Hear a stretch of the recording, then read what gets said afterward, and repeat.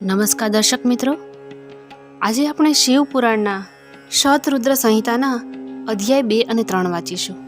અને આ અધ્યાયમાં શિવજીની અષ્ટમૂર્તિઓનું તથા અર્ધનારીનર રૂપ સવિસ્તાર વર્ણન કરવામાં આવ્યું છે.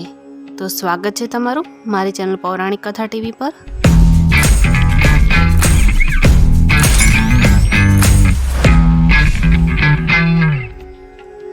નંદીશ્વરજી કહે છે, હે ઐશ્વર્યશાળી મુને, હવે તમે મહેશ્વરના એ શ્રેષ્ઠ અવતારોનું વર્ણન શ્રવણ કરો, જે લોકમાં સંપૂર્ણ કાર્યોને પૂર્ણ કરનાર અને તેથી સુખદાતા છે.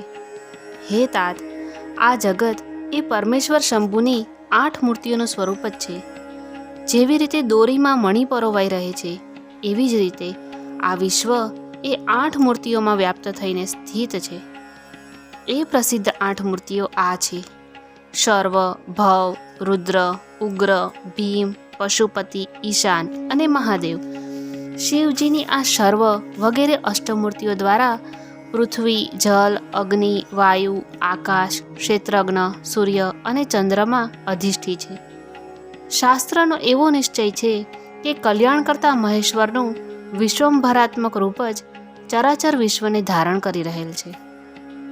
પરમાત્મા શિવનું સલીલાત્મક રૂપ જે સમસ્ત જગતને જીવન પ્રદાન કરે છે, ભવ નામથી કહેવાય છે, જે જગતની બહાર અને અંદર વર્તમાન છે અને સ્વયં જ વિશ્વનું ભરણ પોષણ કરે છે અને સ્પંદિત થાય છે. ઉગ્ર રૂપધારી પ્રભુના એ રૂપને સત્પુરુષ ઉગ્ર કહે છે. મહાદેવ જે સર્વને અવકાશ આપવાવાળું સર્વવ્યાપી આકાશાત્મક રૂપ છે, એને ભીમ કહે છે. તે ભૂત વૃંદનું ભેદક છે.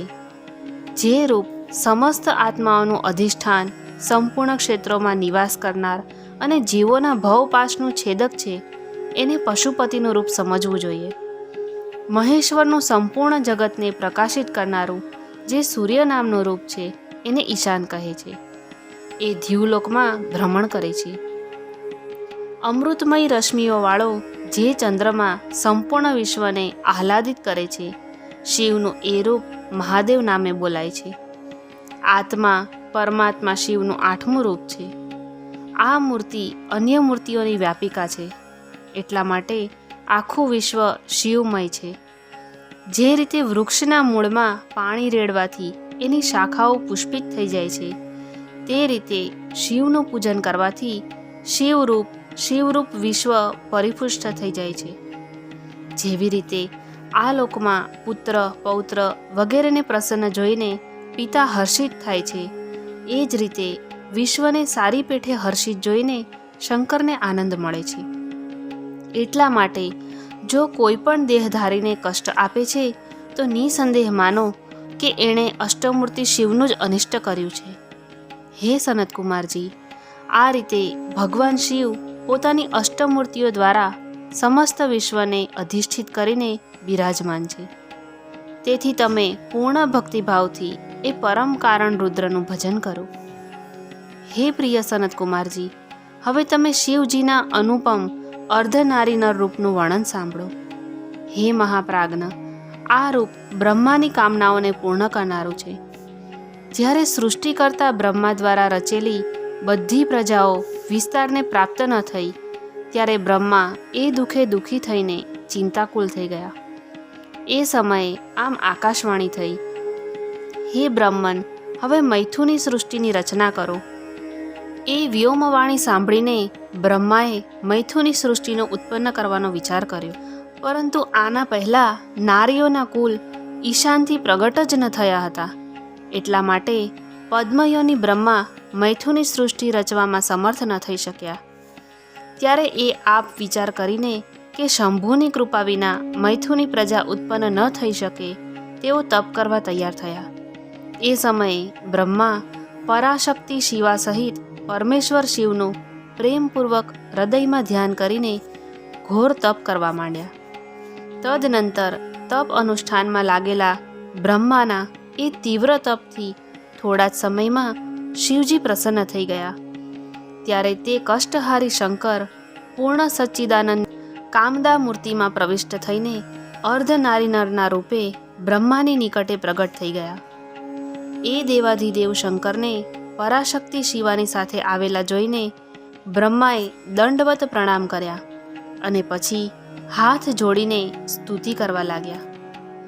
ત્યારે વિશ્વકર્તા દેવાધિદેવ મહાદેવ પરમ પ્રસન્ન થઈને બ્રહ્માજીને મેઘ ગંભીર વાણીમાં કહેવા લાગ્યા, હે મહાભાગ વત્સ, મારા પ્યારા પુત્ર પિતામહ, મને તમારો બધોય મનોરથ પૂર્ણતયા જ્ઞાત થઈ ગયો છે. તમે જે આ સમયે પ્રજાઓની વૃદ્ધિ માટે ઘોર તપ કર્યું છે, તમારા એ તપથી હું પ્રસન્ન થઈ ગયો છું અને તમને તમારું મનોવાંછિત જરૂર પ્રદાન કરીશ. આમ સ્વાભાવિક રીતે જ મધુર તથા પરમ ઉદાર વચન કહીને શિવજીએ પોતાના શરીરના અર્ધ ભાગથી શિવાદેવીને પૃથક કરી દીધા.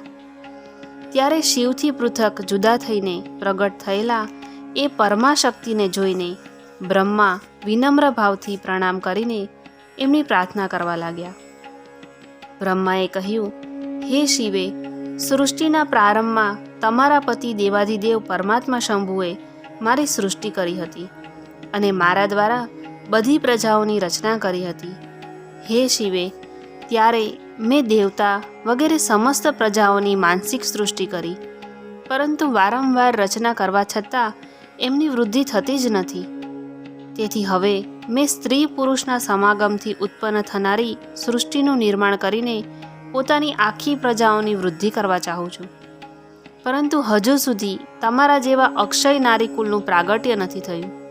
એ કારણે નારીકુલની સૃષ્ટિ કરવાનું મારી શક્તિની બહાર છે. કેમ કે બધી જ શક્તિઓનું ઉદ્ગમ સ્થાન તમે જ છો.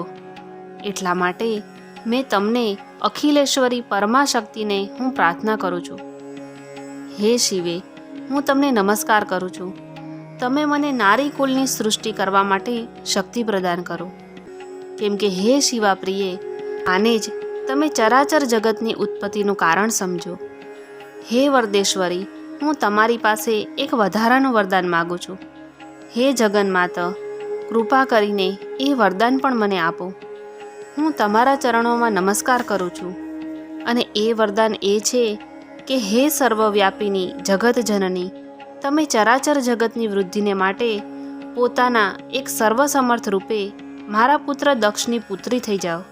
બ્રહ્મા દ્વારા આવી યાચના થવાથી પરમેશ્વરી દેવી શિવાએ તથાસ્તુ એવું જ થશે એમ કહીને એ શક્તિ બ્રહ્માને પ્રદાન કરી દીધી. સૂતરા, તેથી જગન્મય શિવશક્તિ શિવાદેવીએ પોતાની ભ્રમરના મધ્યભાગમાંથી પોતાના સમાન જ પ્રભાવાળી એક શક્તિની રચના કરી.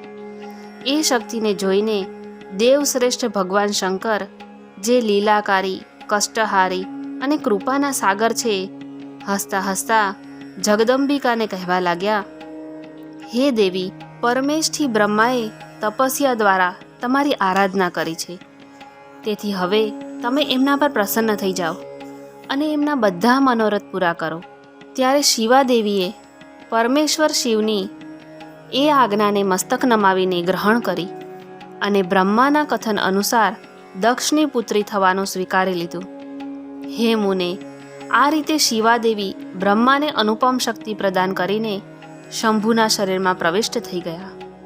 ત્યારબાદ ભગવાન શંકર પણ તરત જ અંતર્ધ્યાન થઈ ગયા. ત્યારથી આ લોકમાં સ્ત્રી ભાગની કલ્પના થઈ અને મૈથુની સૃષ્ટિ શરૂ થઈ ગઈ. આથી બ્રહ્માને મહાન આનંદ પ્રાપ્ત થયો. હે તાત, આ પ્રકારે મેં તમને શિવજીના મહાન અનુપમ અર્ધનારી નરાર્ધ રૂપનું વર્ણન સમજાવ્યું. એ સત્પુરુષોને માટે મંગલદાયક છે. તો આ સાથે જ અધ્યાય 2 અને 3ને વિરામ આપશું. ઓમ નમઃ શિવાય. આવા જ ધાર્મિક વિડીયો માટે મારી ચેનલને સબસ્ક્રાઈબ કરો.